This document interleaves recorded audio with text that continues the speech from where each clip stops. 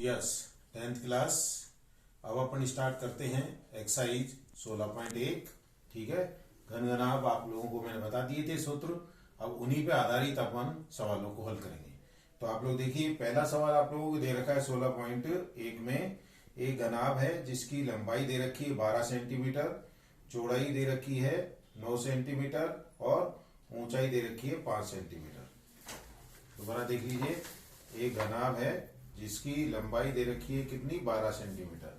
तो जो दे रखी है वो लिख लीजिए पहले। तो लंबाई बराबर 12 सेंटीमीटर, चौड़ाई दे रखी है 9 सेंटीमीटर और इसकी ऊंचाई दे रखी है 5 सेंटीमीटर। ऊंचाई बराबर है 5 सेंटीमीटर। अब अपने को निकालना क्या है, इसमें घनाभ का संपूर्ण पृष्ठीय क्षेत्रफल और आयतन ज्ञात करो। घनाभ का संपूर्ण पृष्ठीय क्षेत्रफल, पहले तो जो आप लोगों को सूत्र बताए गए हैं पहले सूत्र लिखिए। घनाभ का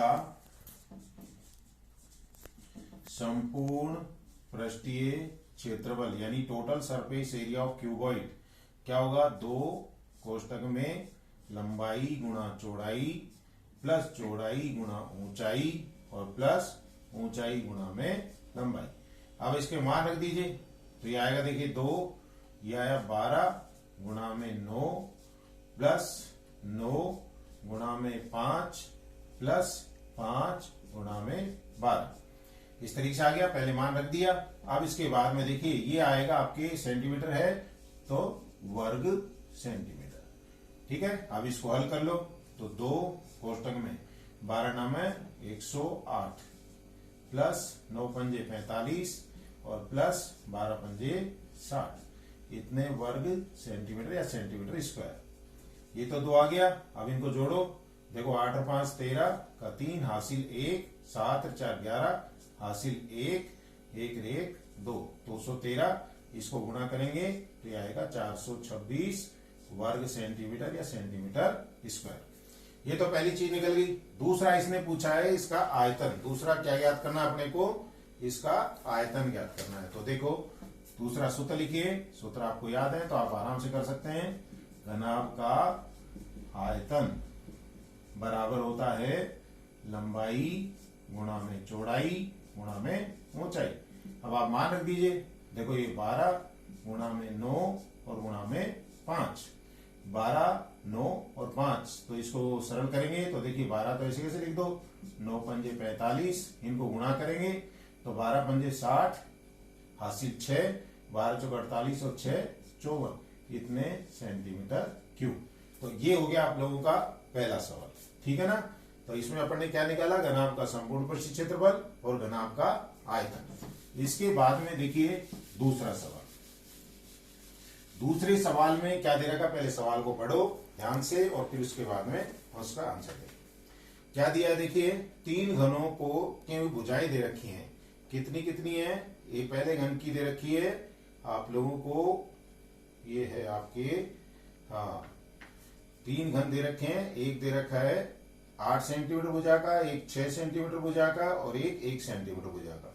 तो इसकी भुजाएं दे रखी है देखो 6 8 और 1। ठीक है ना। फिर इसके बाद में ये शायद आप लोगों के 9 है, ये 9 है, ये 8 है और ये 1 है। ठीक है ना। अब इसके बाद में क्या दे रखा है देखो, आगे इसमें दिया है, सॉरी 1 मिनट, ये आप लोगों के थोड़े सवाल में मिसप्रिंट सी है थोड़ी सी। तो ये 8 दे रखा है, ये 6 है और ये 1 है। ठीक है, 3 घन है। इन्हें पिघला करके एक नया घन बनाया जाता है। तो नए घन का संपूर्ण पृष्ठीय क्षेत्रफल ज्ञात करो। देखो इसमें क्या है, देखिए 3 घन दे रखे हैं। जब 3 घनों को पिघला करके नया घन बनाया जाता है तो जो 3 घन है उन घनों का आयतन बने हुए नए घन के आयतन के बराबर होगा। तो यहां पर अपने को नए घन का आयतन आपको मालूम है भुजा क्यूब होता है, तो नए घन की भुजा अपने को दे नहीं रखी तो वो मान लेंगे। माना नए घन की भुजा बराबर है x सेंटीमीटर। ठीक है ना। अब प्रश्नानुसार देखिए क्या है, प्रश्नानुसार नए घन का आयतन बराबर दिए गए तीनों घनों के आयतनों का योगफल। दिए गए तीनों घनों के आयतनों का योगफल। अब आप देखिए नए घन का आयतन, क्योंकि घन की भुजा अपन एक्स लिए तो ये आ गया एक्स क्यूब बराबर पुराने घन कितने, एक तो 8 का क्यूब प्लस 6 का क्यूब प्लस 1 का क्यूब। अब इसको हल करो, 8 का क्यूब हो गया 512, 6 का क्यूब हो गया 216 और प्लस का कितना 1। इनको जोड़ेंगे तो देखिए आएगा 2 6 8 और 1 9, 1 और 1 2 और फिर ये 729। अब ये किसका क्यूब होता है, ये होता है आपके 9 का क्यूब। तो इधर देखिए x का क्यूब है, इधर 9 का क्यूब है, इसलिए x बराबर कितना आ गया 9 सेंटीमीटर।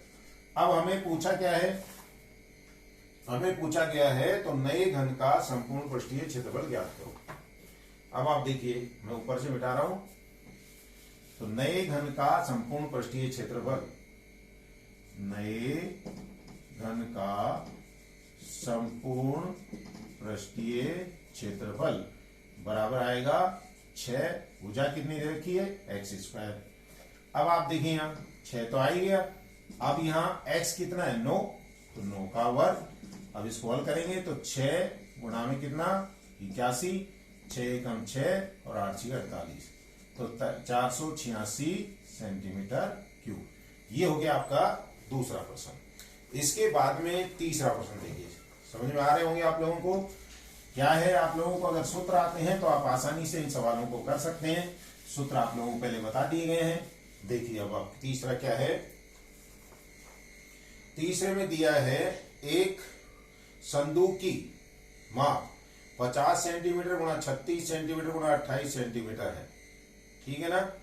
फिर इस संदूक को का कवर बनाने में कितने वर्ग सेंटीमीटर कपड़े की आवश्यकता होगी। देखिए क्या क्या दे रखा है 25, 36 और ये आप लोगों के है 50, 36 और 25। ये आप लोगों को माप दे रखी है, कितनी कितनी है 50 सेंटीमीटर, फिर 36 सेंटीमीटर और फिर इसके बाद में कितनी दे रखी है 25 सेंटीमीटर, ठीक है। अब इसके बाद में देखो अपन क्या करेंगे, इसका क्या निकालेंगे। देखो संदूक का कवर बनाना है, संदूक का कवर बनाना है, इसका मतलब उसका संपूर्ण पृष्ठीय क्षेत्रफल निकालना है। क्या निकालना है उसका संपूर्ण पृष्ठीय क्षेत्रफल। तो संदूक कैसे आकार की, मैंने आप लोगों को बताया था संदूक का आकार कैसा होता है घनाभ के आकार का। तो घनाभ का संपूर्ण पृष्ठीय क्षेत्रफल यानी वह कपड़ा जो कि संदूक को पूरा ढक सके वो क्या होगा, घनाभ का संपूर्ण पृष्ठीय क्षेत्रफल क्या होता है 2 कोष्ठक में लंबाई इंटू चौड़ाई प्लस चौड़ाई इंटू ऊंचाई प्लस ऊंचाई इंटू लंबाई। अब इसके अंदर मान रख दीजिए, देखिए 2 ये आया 50 गुणा में 36 प्लस 36 गुणा में 25 प्लस 50 गुणा में 25। संख्याएं बदली भी जा सकती हैं, सवाल को घुमा के देना हो तो इसमें संख्या बदल सकते हैं। अब इसके अंदर ये देखिए 2 आया, इसको गुणा करेंगे 0, 5 के 30 की 0 हासिल 3 या 1800 प्लस 25 का 150 15 है, 75 और 15 कितने हो गए 900। देखो 25 का 150 15 हासिल 25 75 15 90 फिर 25 पंजे 125 1250। अब इनको जोड़ेंगे देखिए 2, तो ये आया 0 5 फिर इसका 2 9 11 8 19 19 का 9 हासिल 1 1 2 1 1 2 2 2 1 3 39 50। इसको गुणा करेंगे तो देखो 0 2 पंजे 10 की 0 हासिल 1 9 2 18 1 19 का 9 हासिल 1 2 3 6 1 7। इतने वर्ग मीटर है तो मीटर और सेंटीमीटर है तो सेंटीमीटर। तो आप लोगों को यहाँ पे प्रश्न में क्या दे रखा है सेंटीमीटर दे रखा है तो सेंटीमीटर लिखेंगे, तो वर्ग सेंटीमीटर। तो ये क्या आ गया, कपड़े की आवश्यकता, संदूक का कवर बनाने में प्रयुक्त कपड़े की आवश्यकता कितनी होगी 7900 वर्ग सेंटीमीटर, ठीक है। फिर इसके बाद में आप लोगों के देखिए आगे के सवाल इसी तरीके से हैं, लेकिन पहले आप लोग इन सवालों को करके देखेंगे, फिर इसके बाद में आपको आगे के सवाल बताए जाएंगे।